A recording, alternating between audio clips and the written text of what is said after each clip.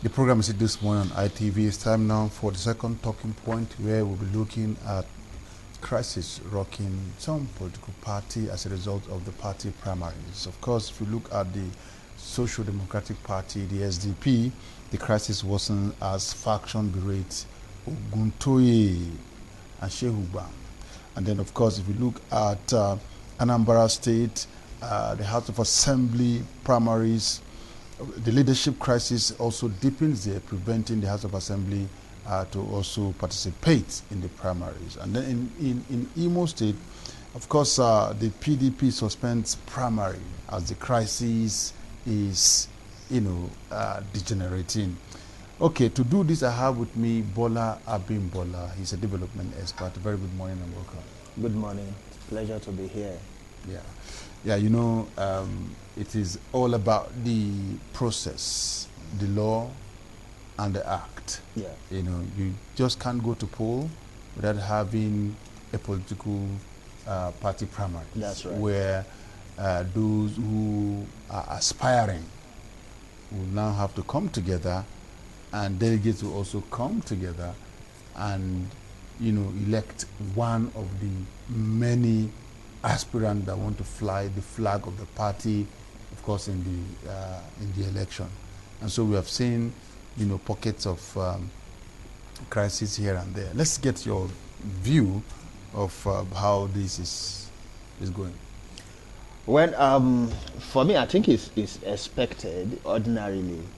It's expected in the sense that we are having a very brand new electoral act. We are going to be testing this particular act for the very first time. I can assure you that many of our politicians are still studying this act. As a matter of fact, a few days ago, a section of the Electoral Act was still being subjected to some, amendments.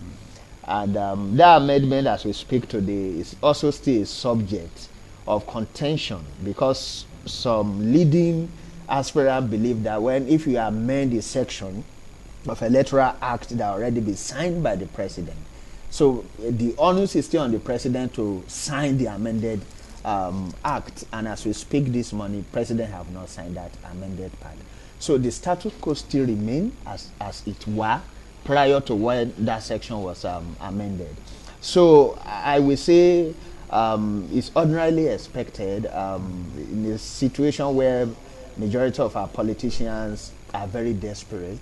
Everybody see occupying public offices as the last means to an end. So people want to do everything, whether in the book or outside of the book, to make sure that either their candidature or their protege, or themselves. Yeah, or themselves.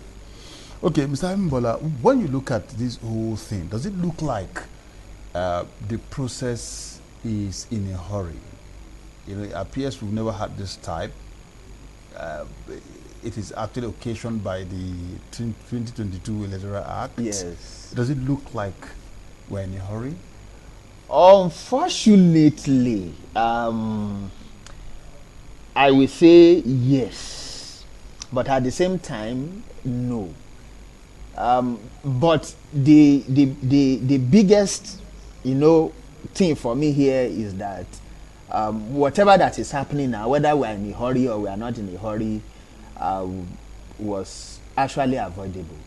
The process of Electoral Act being amended and being signed itself, it's not something that just happened, within a twinkle of an eye. If you remember, the process has been on for several times. The president will not sign. But by the time president signed this act, in January 2022, you already know that we are going to have this very chaotic situation. What I expected the political parties and their leadership to will have done will have been to quickly set up committees to study the Electoral Act and advise. But instead, you discover that even up to 2-3 weeks ago, political parties were still pressuring INEC to adjust the timetable to give them additional time, to be able to maybe stagger properly the election, to create more rooms and all of that for primaries. But INEC declined, and you will understand with INEC that if they have accepted to the proposition of political parties, in a way that will have also put further pressure on INEC. And at the end of the day, if INEC fail, everybody, including political party, will blame INEC for electoral woe. So this was actually avoidable. But I think with Ms. But if INEC actually yielded to that plea by Yes. the political party under the umbrella of Inter-Party Advisory Committee Yes. to have this timetable, tinkered with, do you think this situation we have at hand will have been there?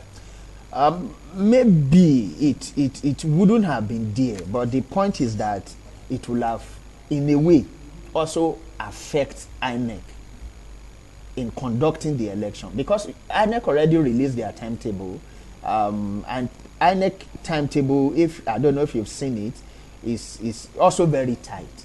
So if you ask them to recalibrate the timetable in such a way, it may favor political party in conducting their primaries, but in the long run, it will affect INEC in conducting general election. So we have to go with all this. Yes, we have to go with what I agree that it's very tight. If you look at the timetable, it's really, really very tight. I know that some political party already started. PTP started their primaries on Saturday, and it's ongoing. It's ongoing up to 28th of this month, when they'll be having the climax. Yeah, that will be the climax, when they'll be having presidential primaries. The concern of INEC is for political party to try as much as they can to avoid crisis, so that litigations will be reduced. Whenever any political party, any faction goes to court, INEC must be represented. You know what? Sure. So it must be represented, and they have so much on their hands. As a last count, the INEC boss said they had about 8,000 litigations, following the 2019 elections, and they don't want, an addition to what they currently have.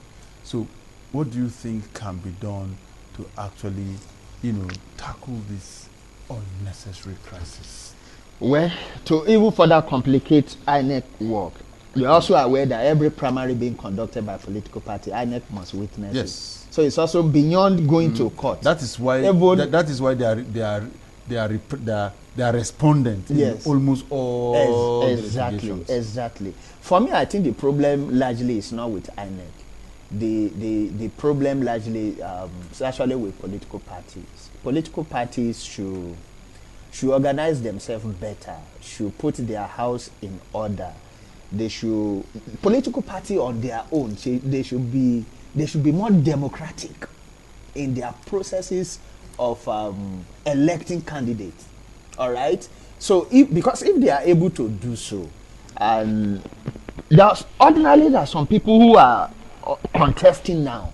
If political party are truly democratic and they put their house, in a proper shape, they will have been able to reduce maybe the number of people they have.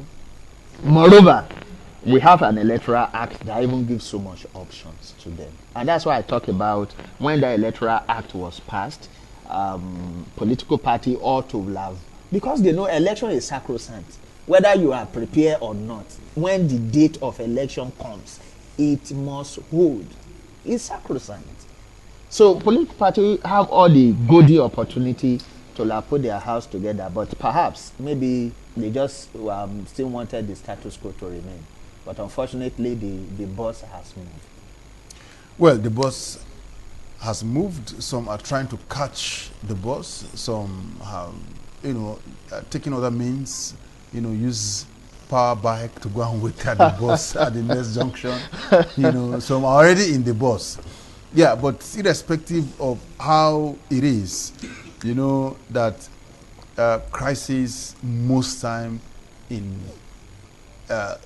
era such as this is inevitable. Because like you open in your preamble, there are many persons that want to force people. So want to force their family members. Some even want to force themselves on the people. Yes. Yeah, but in all of that, at times you have it will go well, and some other cases you see issues coming up. Yeah, but what do you make of zoning? Well, I'm not a politician. I believe zoning to politicians, they believe that is something that could help to further unite the country. I believe that zoning is a good thing if we are honest about it, if we are, open-minded also about it. Zoning on its own should not be subject to political manipulation.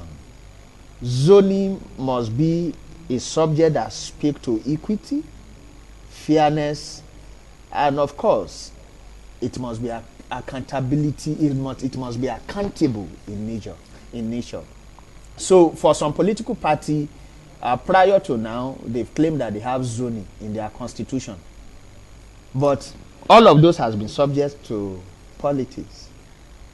All right. So I won't sit here to tell you that zoning is a bad thing completely.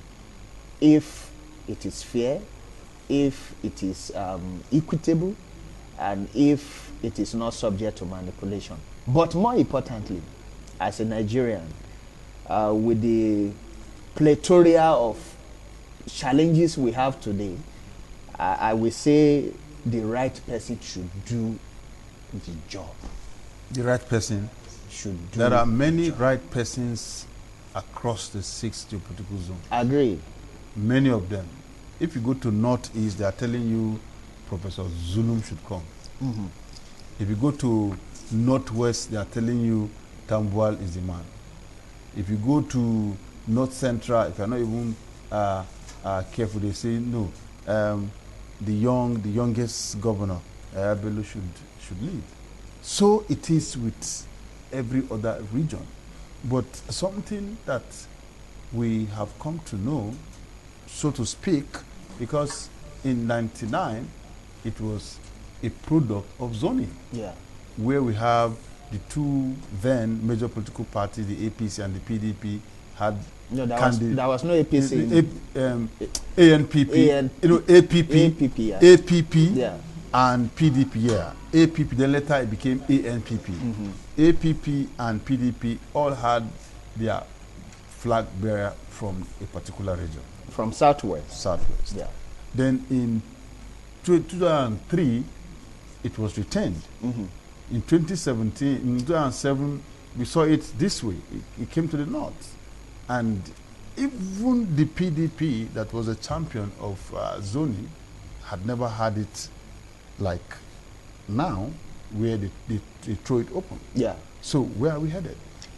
Well, that is left for members of PDP to actually... No, and of course other political parties. And other political parties. Yeah. I agree with you that prior to 1999 election, because of the situation prior to that then, MK Abiola election and all of that, PDP decided to compensate. That was the word they used then.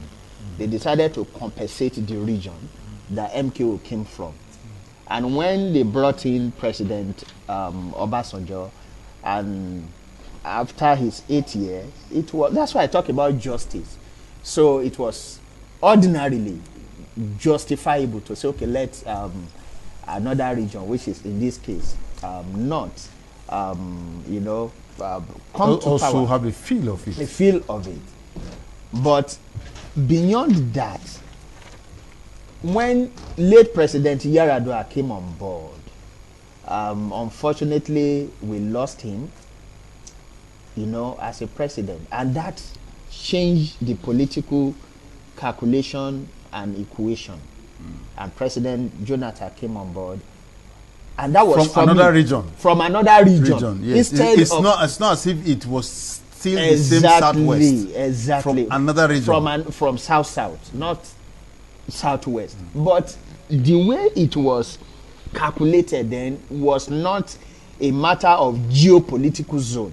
It was a matter of north and south, not a matter of geopolitical zones. But the conversation we are having today is a matter of geopolitical zone. That on its own is going to be very problematic. It's going to be very problematic. Because the situation there was a matter of between the north and the south. Obasanjo left and the presidency moved to the north. But unfortunately, when President Yar'Adua died, the equation completely, was jeopardized. But that was for PDP. But that has been corrected. That's for the PDP. Now you have a new political party. But the thing with zoning, should it be restricted to a political party? Unfortunately, or to all the parties? Unfortunately, zoning is not in our constitution. No doubt about that. Nigeria constitution is a grand norm. Sure. And every other policy or act it is not in the constitution. Yes, to feed to the constitution is the grand norm. But can you have a particular region, on the seat all the time? That's why if it's cool, that's why I talk about in the situation of Nigeria. Yes, we could talk about zoning. I have said it before, but it must be it must speak to justice. All right. It must also be accountable. It must not be subject to unnecessary politicking. Not politicking now, politicking. Where you bring a lot of politics and trick into it. And I think that's where the problem is. But there is nothing wrong if each political party speak to themselves and say, for us, this is where we want to go. This is where we are looking at. And if that fits well for Nigerians, that is fine. For me as a person, the biggest, electoral change I will be very glad to have in Nigeria is to have in our constitution and electoral act the what do you call it, the individual candidature, where an individual on their own, if you believe you can win the election, you vie for it. That will put to an end this unnecessary tension about whether it should be this zone or it should not be this zone. Because if you want to talk about this zone, there are two geopolitical zones who has not tasted presidency in Nigeria before. You talk about Southeast, and you talk about Northeast. And that's why I talk about equity. If you want to zone, it should go, the presidency should come from either of these two zones. But there is no political party as we speak today in Nigeria that have micro-zone to either of these political parties. Yeah, maybe because of the interest here and there. Politicking. Yeah, it's part of the politics. Yeah. It's part of it, The Southwest wants to come back. The South are on the queue. The Southeast say we have never tested this since the country came back to a democratic system of government. The Northeast, of course, is also not saying, is also saying the obvious. Yeah. But in all of this, somebody must emerge. Someone that will put food on the table. Yeah. Someone that will adjust the economy. You know what exchange rate is. Yeah. Someone that will get the youth off the streets, right? Someone, if possible, will diversify the economy, in action, not in paper. So, where should we go? We should go back. We should go back to Nigerians. Just that, unfortunately, our politics over the years has been manipulated in such a manner that an average Nigerian voter seems not to be important. But in every democracy that works, the powers belong to the people. I understand that political parties, in our own case, remain the statutory platform that can throw up candidates. But in trying to do so, we must not ignore the role of citizenry. We must not ignore the importance of voters. We must not ignore that. And that is why someone like me, I believe very strongly that if Nigeria must move beyond all of this quagmire, our politics must no longer be subjected to highest bidder, to unnecessary manipulation, and to the politics of zoning. Let the best among us be the one to take the lead. You've mentioned some names. If you go to those regions as well, we discover there are thousands of fantastic Nigerians from those regions. The system is, seems not to be giving them room either to come in, or when they come in, they are not rich enough to take the lead. Primary already started. Somebody said this week Abuja will be dollarized. You know what that means?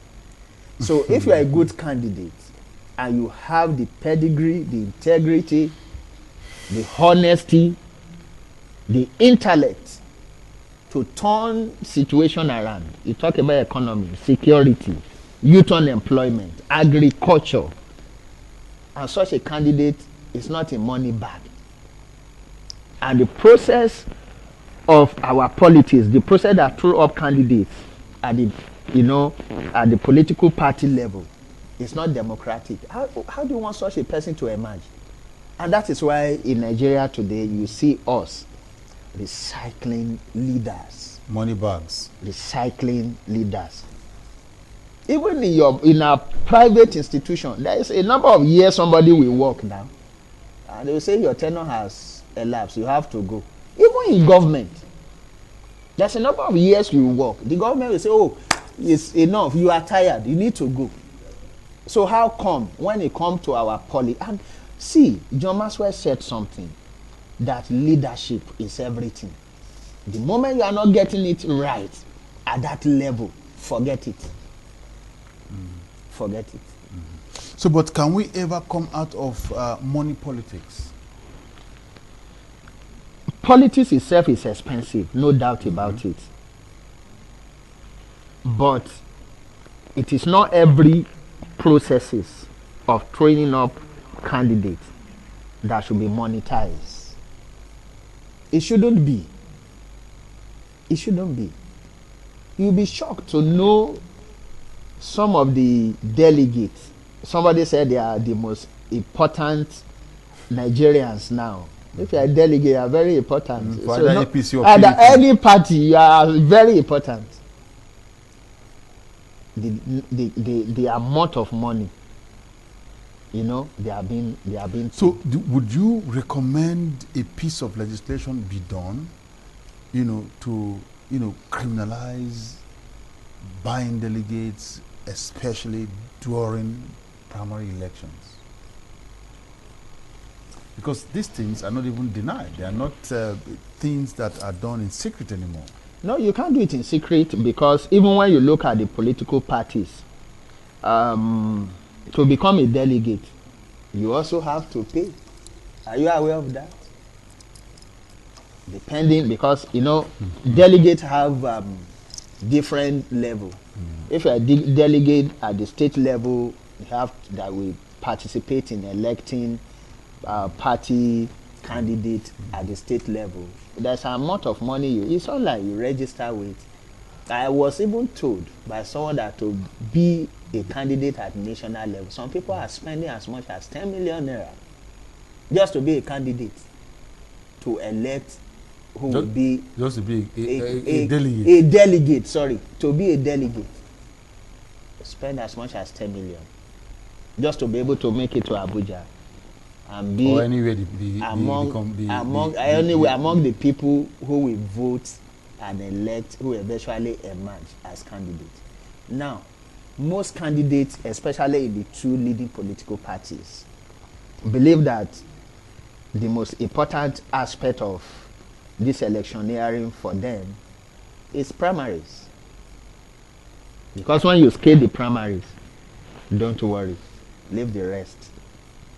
And it shouldn't be so.